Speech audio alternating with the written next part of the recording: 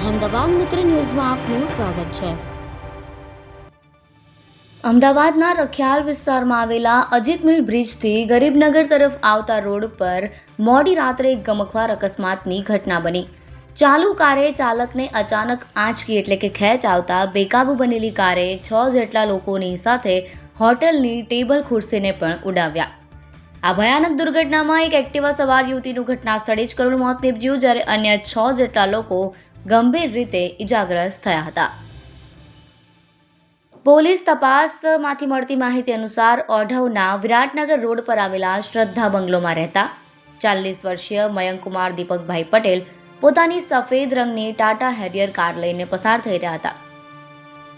કારમાં તેમની સાથે પત્ની ડિમ્પલબેન અને દીકરો કર્મ પણ સવાર હતા। રાત્રે અંદાજે 9:40 અજીત મિલ બ્રિજ ઉતરતી વખતે મયુરકુમારને અચાનક ખેંચ આવી। તેમણે વાહન પરનો કાબુ સંપૂર્ણપણે ગુમાવી દીધો। બેકાબૂ બનેલી આ કારે ગરીબનગર 4 રસ્તા પાસે સૌપ્રથમ એક ઓટો રિક્ષાને જોરદાર ટક્કર મારીને ત્યારબાદ રસ્તા પરથી પસાર થઈ રહેલ 3 એક્ટિવા અને એક બાઇક ચાલકને અડફેટે લીધા। લોકોને કચડ્યા બાદ આ કાર નજીકની એક દુકાનમાં ધડાકાભેર ઘૂસી ગઈ। આ ભયાનક અકસ્માત સર્જાતા સમગ્ર વિસ્તારમાં ભારે નાસભાગ અને ચીસાચીસ મચી ગઈ હતી। જોતજોતામાં ઘટના સ્થળે 500થી વધુ લોકોના ટોળા એકઠા થઈ ગયા હતા, જેને પગલે પરિસ્થિતિ ભારે તંગ બની હતી। ઘટનાની ગંભીરતાને જોતા સ્થાનિક ધારાસભ્ય દિનેશ કુશવાહા તાત્કાલિક સ્થળ પર દોડી આવ્યા। કાયદો અને વ્યવસ્થાની સ્થિતિ વણસે નહીં તે માટે 2 એસીપી અને પીઆઈ સહિત મોટી સંખ્યામાં પોલીસનો કાફલો ઘટના સ્થળે દોડી આવ્યો।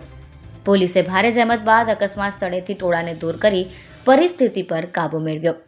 H division traffic PI HV ધંધુકિયાએ ઘટના અંગે જણાવ્યું કે અકસ્માતમાં ભોગ બનેલ તમામ ઇજાગ્રસ્તોને તાત્કાલિક સારવાર અર્થે હોસ્પિટલ ખસેડવામાં આવ્યા છે। અકસ્માત સર્જનાર કાર ચાલક મયંકકુમાર પટેલ પણ હાલ હોસ્પિટલમાં સારવાર હેઠળ છે। તેમની નાજુક તબિયતને કારણે હાલ તેમનું સત્તાવાર નિવેદન લઈ શકાય તેવી સ્થિતિ નથી।